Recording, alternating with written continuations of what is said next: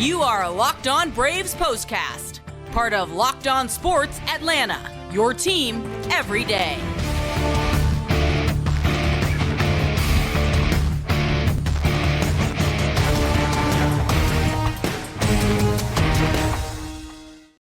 And hello and welcome in to the Braves Postcast, part of Locked On Sports Atlanta. Grant McAuley, Jake Mastroianni with you after what was a game that was quite different than the opener of this series, as the Braves were looking for another win deep in the heart of Texas. The Rangers, though, they laid down the law. They had other ideas. They were able to grab a middle-inning lead, add to it throughout the game, hold off the Braves late, even up this series after their 7-4 victory on Tuesday. We'll talk all about the particulars of this, the performance of Jared Shuster, some struggles in the middle innings for the bullpen, and, of course, we'll update you on a man who just seems to just really no limits when it comes to showing you exactly how good he can be. That man, of course, is Ronald Acuña Jr. We'll talk all about him. Want to remind you, of course, to subscribe to Locked On Sports Atlanta right here on YouTube. Click the bell to get notified every time we drop a new episode. Go ahead, hit that like button, leave the comments. We always appreciate those, and check them out as well. And if you're looking for even more Braves content, really good stuff, Locked On Braves is where you can find it, wherever you get your podcasts. Jake, obviously, this is not the follow-up performance the Braves were looking for. We knew Jared Shuster was going to be getting back into the big leagues. I thought he pitched all right.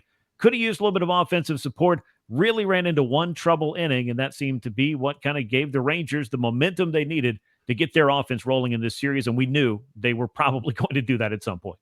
Yeah, it's kind of felt like the Saturday game for me in Toronto, where the offense had a lot of chances early on, and it felt like they had more runs on the board than they actually did, but weren't able to come up with those big hits. Rangers finally started to get to Jared Shuster, and like you said, the bullpen gave up some as well to just put the game out of reach, and though they made a little bit of a run late in the game as well, but just too much to come back from. Yeah, the Braves did make a little bit of noise late, which made this game feel a little bit closer than maybe it actually felt like in real time. But let's get into the line score of this one.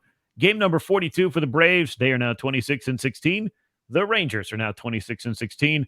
Braves got 4 runs, 8 hits, 1 error left, 5 men on base, 7 runs, 10 hits, no errors, 4 men left aboard for the Rangers. Winner was Dane Dunning. I thought that he did a very nice job of how he attacked the Atlanta lineup. He was around the plate, didn't make too many mistakes. The Braves did have some loud outs against him, though, so it's not like the Atlanta offense went quietly, but they were unable to turn those into a lot of offense for themselves. Jared Shuster, meanwhile, we'll talk a little bit more about his performance in a minute.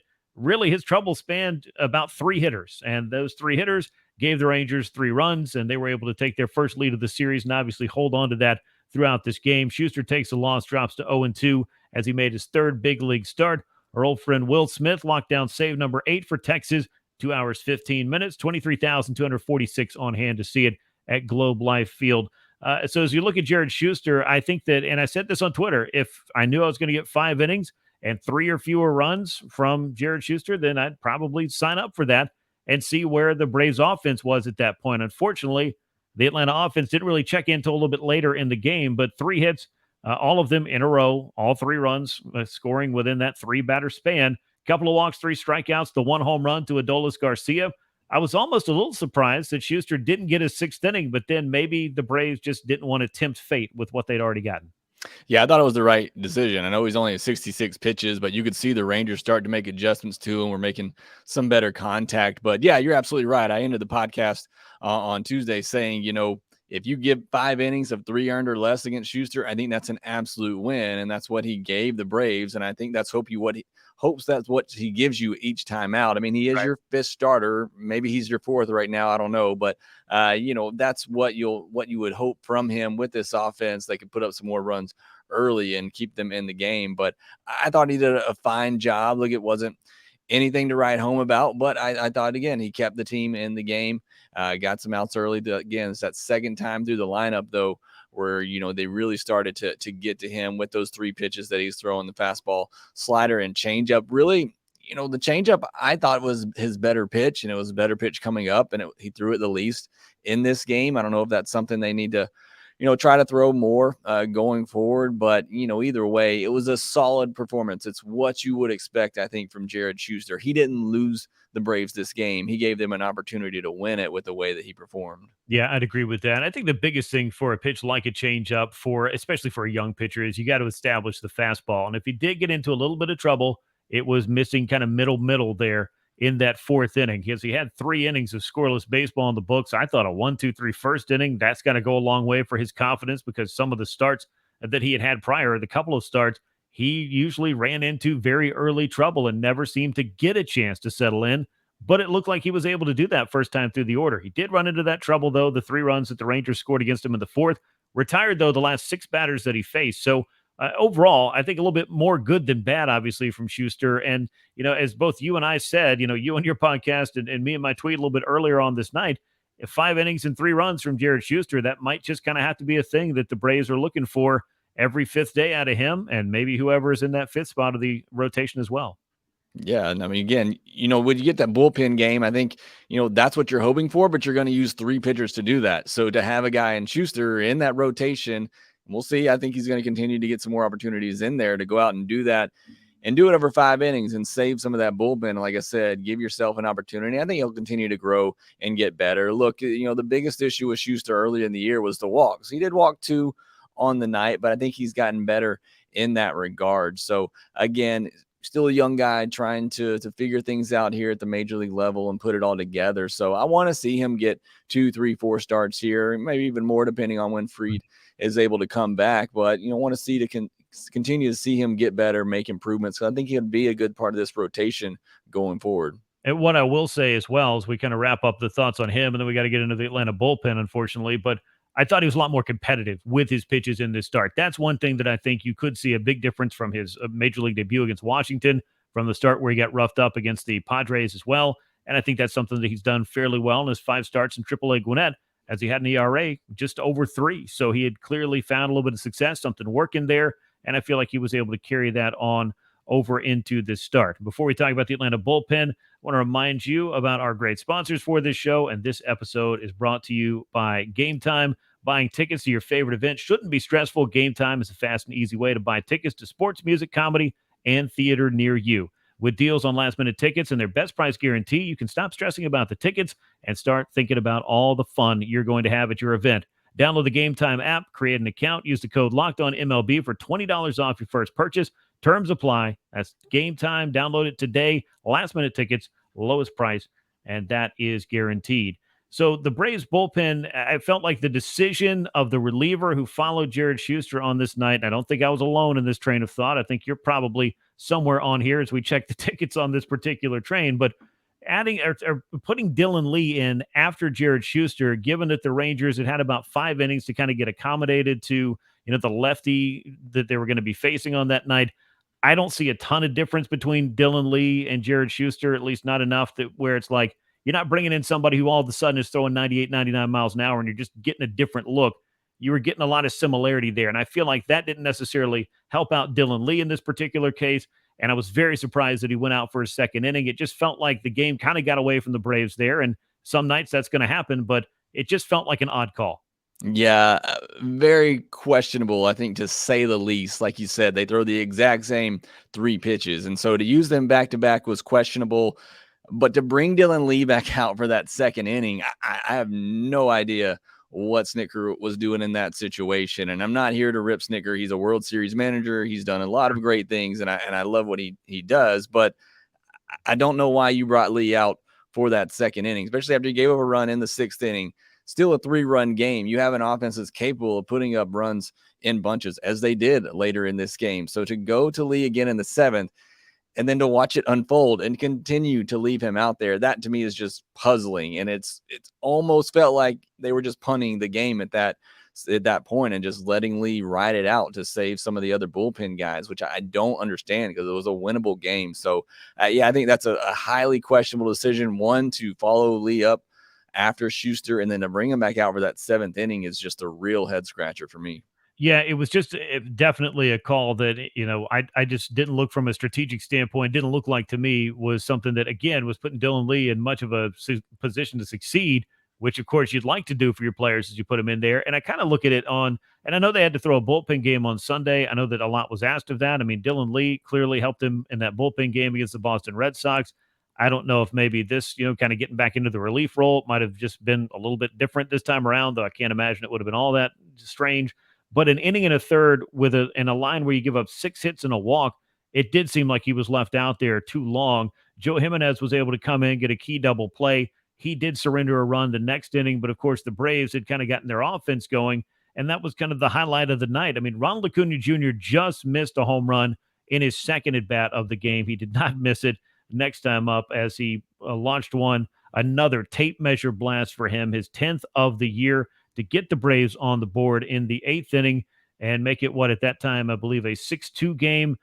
And then you had Sean Murphy hit a 2-run homer. So all of a sudden it felt like the Braves were back into it. But I think everything is clearly, when you got 9 innings and you got decisions to make and every manager's got them, all these things are connected. And it did feel like, for whatever reason, and if I didn't finish my thought on this, let me do it now.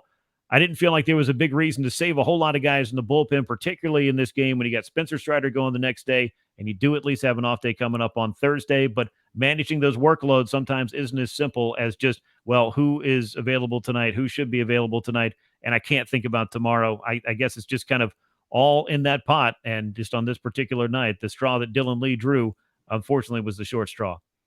Yeah, and look, it's not an easy decision, and it's not easy for Snitker to try to manage 162. We talk about a lot with these bullpen decisions. They're trying to look at 162. But again, for me, it was just bringing Dylan Lee back out. You could have gone McHugh. You could have gone Chavez. You could have gone to a number of arms there, particularly of the right-handed variety. And I think that would have been, a better decision, giving the Braves a chance. But it is a 3-run ball game for an offense that, until Monday night had really been struggling. And in this game in particular had been struggling to put runs together. So again, it's not an easy decision to make, but I think a lot of people were really questioning even before that 7th inning, putting Lee back out there. So yeah, I don't envy the spot that Snitker's in at all. It's a tough job to manage, but I think that's one that I think he himself would probably like to go back and have over.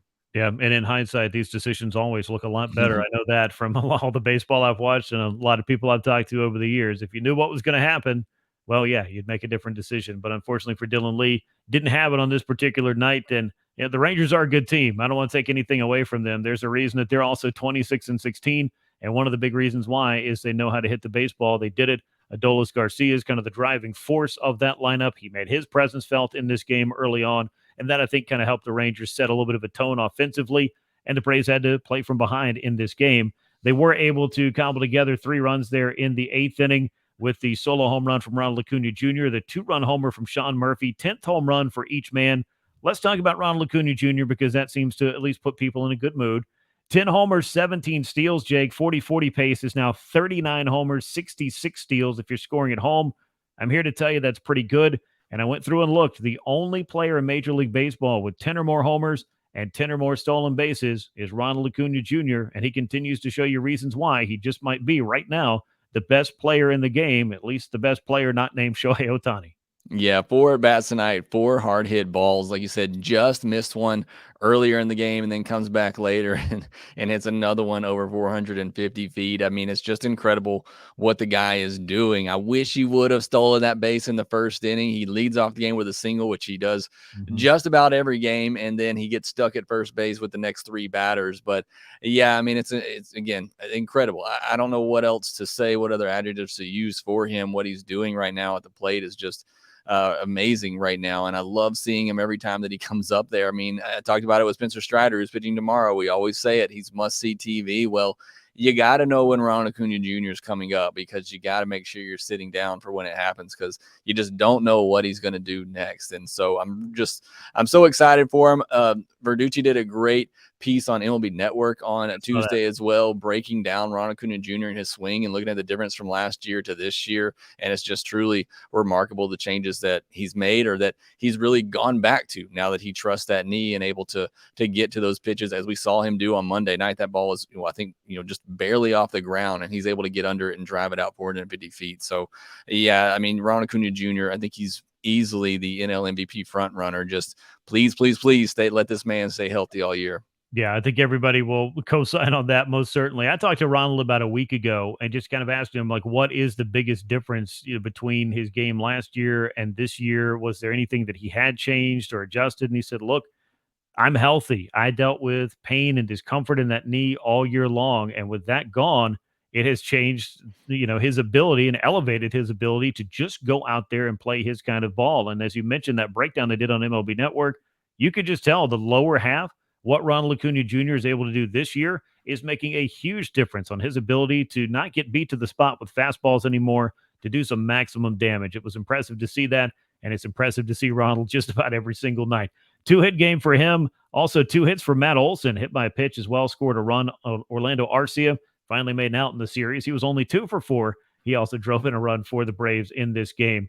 As far as the offense is concerned, just not quite enough in this one. Braves did leave 5 men on base, only had a couple of chances with runners in scoring position. They just really weren't able to get them on and get them over and get them in on this night. But they'll look to be doing that behind Spencer Strider in Game 3, which is happening on Wednesday. So let's talk a little bit about that one. We've got the Braves and Rangers in the rubber match with a couple of hard-throwing righties going at it. Righty Spencer Strider for the Braves, 4-1, 2.51 ERA, one of the great strikeout pitchers in all of baseball. Right-hander Nathan Eovaldi on the mound for the Rangers. He ain't bad either, 5-2, 2.70 ERA. He is also a hard-throwing righty who can rack up some strikeouts and carve up a lineup. So, Jake, this should be, I think, the marquee pitching matchup of this series, no doubt.